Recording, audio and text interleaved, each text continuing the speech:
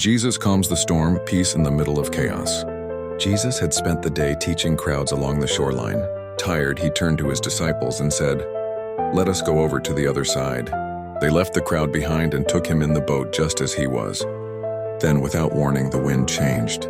A storm rolled over the mountains. The sea turned violent. Waves rose like walls and crashed into the boat. Water poured in. The boat began to sink. These were seasoned fishermen. They had seen storms before, but this one felt different.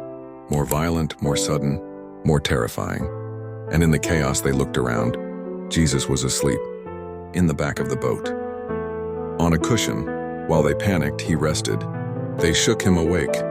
"Teacher, don't you care that we're going to drown?" And then he stood up. Not hurried, not alarmed, not afraid. He looked at the wind and the waves and said just 3 words, "Peace, be still." And immediately the wind died down. The waves stopped. The sea became as smooth as glass. A storm that had raged moments before was now a mirror of calm. And Jesus turned to his disciples and asked, "Why are you so afraid? Do you still have no faith?" And the men were filled with awe. They said to one another, "Who is this? Even the wind and the sea obey him."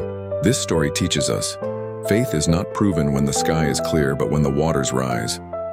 Jesus didn't promise a storm-free life. He promised his presence in the storm. Sometimes he calms the storm around you. Other times he calms the storm within you. The disciples thought they were dying, but they were never out of his reach. He was in the boat the whole time. How often do we panic when we should pray? How often do we assume God is sleeping when he's simply not reacting the way we want? You may be in a storm right now. Maybe everything is shaking. Maybe you've tried to hold it together, but the waves keep crashing.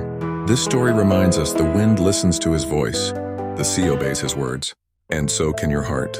Turn to the one who sleeps through the storm, not because he doesn't care, but because he's not afraid. Your storm doesn't scare him. Your fear doesn't push him away. If this story reminded you that God is still in control, like this message. Share it with someone who feels overwhelmed by life's storms. Subscribe for more timeless stories that calm your heart and strengthen your faith. Because peace doesn't always mean silence. Sometimes peace is the presence of the one who controls the wind.